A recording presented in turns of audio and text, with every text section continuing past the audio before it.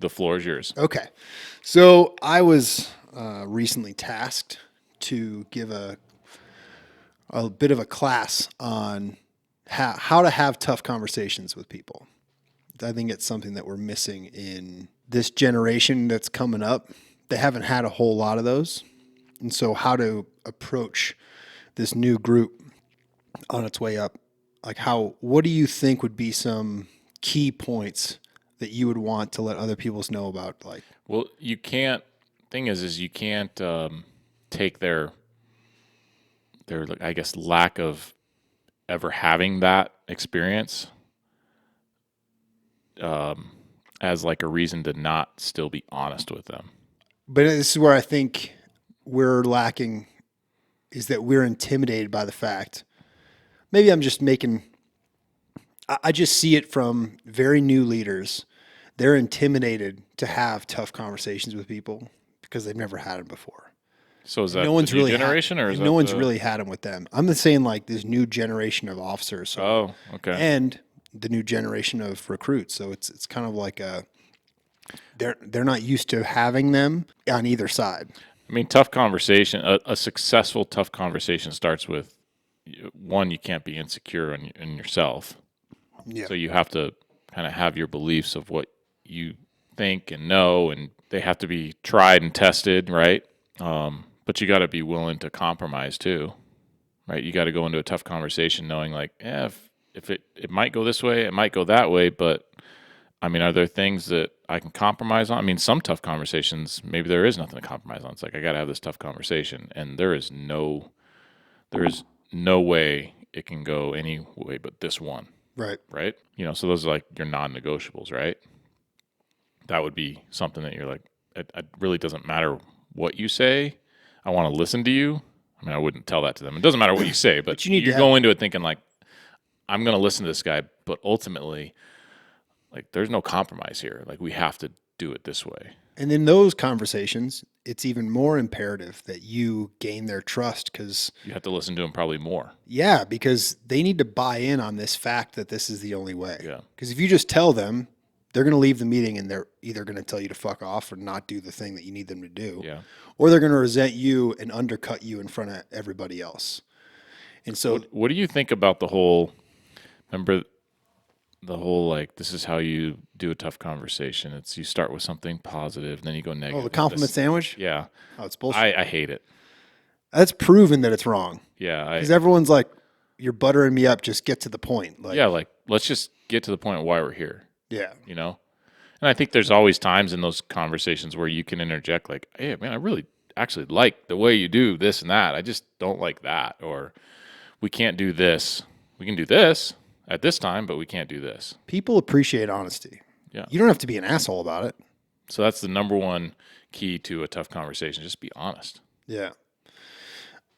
I think for me, you need to know when you're in one, first of all. Because you might be thinking like you and I are just having a conversation, whereas you're coming to actually talk to me about some real shit. And it might be, I think when people are like, oh, we're having a tough conversation, it's discipline or you did something wrong. But it very well could be they are asking for help. And, hey, I'm struggling with this. Like that becomes a tough conversation because it's tough for the other person. And so, I think knowing when you're in one of those tough conversations is important. If you're the one who's coming in who has like a little bit more information than the other person, so like if you're coming from an officer to a subordinate or, one of your firemen, you need to remember that no one gets in this job wanting to be a piece of shit. Like truly, everyone gets in this job because they want to not only help people, but like be a part of the culture and work hard, and somewhere along the lines they get lost. If you can remember that going into these conversations, I think it gives that other person a lot more grace, like how you're going to present that, right? Let's say it's a performance issue. If you come in and you're like, listen, dude, you're just not cutting the mustard. You got to go. Like you suck.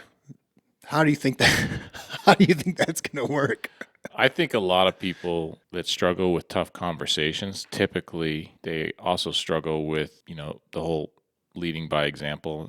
And what and I know that's a cliche, but they're usually asking those around them to do something that they aren't showing the others around them that they're doing themselves. Not that they're willing to do themselves. That's crap. It's like you actually are doing it. So if you're going to hammer a guy on uniforms, well, are you in uniform Right. all the time? Or you hammer a guy on something he did on the fireground, well, are you training with him all the time? Because I bet if you have this tough conversation you need to have with somebody on some issue, some deficiency, right?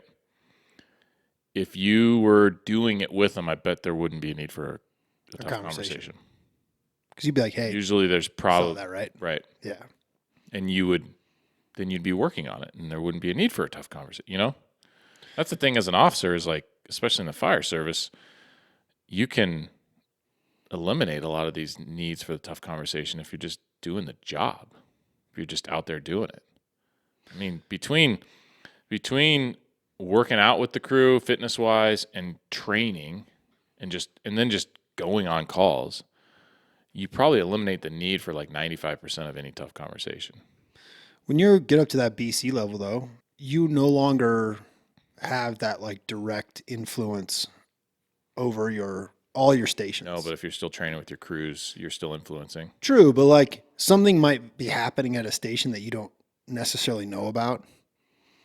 So I would imagine you would have to have more, not as many as if you weren't training with your guys, and you're just caught off guard. Like, I don't even know this person.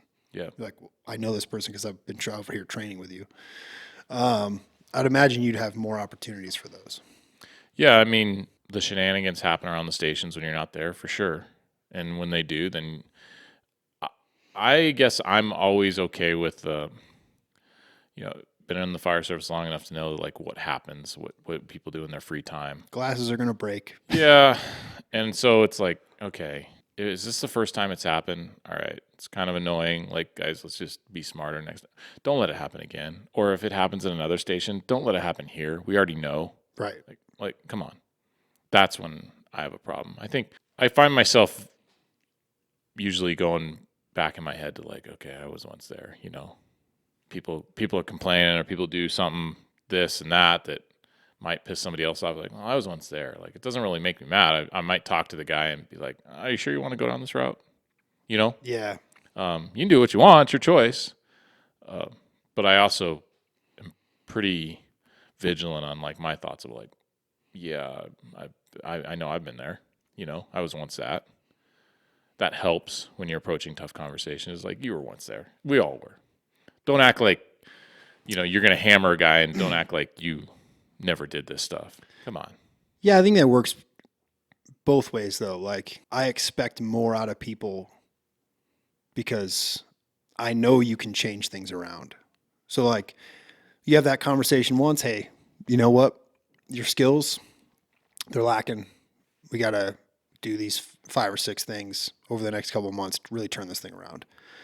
If they don't, that's when I get really upset. Yeah. Like, dude, it's not that fucking And I'm not micromanaging you. Yeah, like, yeah. I'm treating you like an adult. Like, you got to get better at this. It's Give the you people plenty that of are time. like, I can't do it. Or they just refuse to. Can't stand that. It's like, so now you got to make your boss be the asshole, and then you complain about him because like he was Making actually you do your job. Yeah, I mean, it's like, how many chances do you really give those folks? that's soup. As the San Francisco czar in our last episode said, that's complicated, Craig. It's a complicated answer. All right. I I appreciate don't know. that. I mean, case by case, Yeah. I don't know. I thought it was an interesting topic to bring up, and I have my own kind of thoughts on it, but I'm just trying to pick people's brains on how they feel like those should go. And yours is kind you of gotta have them. And yours is kind of like try and avoid them. No, not avoid them, but like you'll decrease don't the need need 'em for them if you train. if you're just and lead by example. leading by example. Like if you're just doing what you say you're going to do or showing that you're willing to do things, Yeah. Your crews can't really argue about going on calls if you're going on calls, Yeah. Simple as that. Like if you're dodging calls, then they're going to dodge calls. If You're you never in are always uniform. calling in sick when there's training, then the rest of your crew's going to call in sick when there's training, you know? And then trying to remember that you were once in a different spot in your career, right? Like have some compassion for that. Yeah, you have to. Yeah, I mean, some of the best chiefs that I worked for, they never forgot where they came from, Yeah. you know? They still came in and like, we can't do that anymore. Like, you know, and we'd smile and at each other. All like, right. you know, and that was the way of telling that guy, like, I was once there, so I get it. Yeah. But for both of us right now to stay out of trouble, Put your pants on. like, do this. All right. All right. Enough seriousness. Thanks for tuning into The Standard Issue. Get exclusive content and support the show through our Patreon. You can find the link through the-standard.us. While you're there, check out our premium gear and links to our sponsors. Don't forget to subscribe, share, and leave a review. Till next time.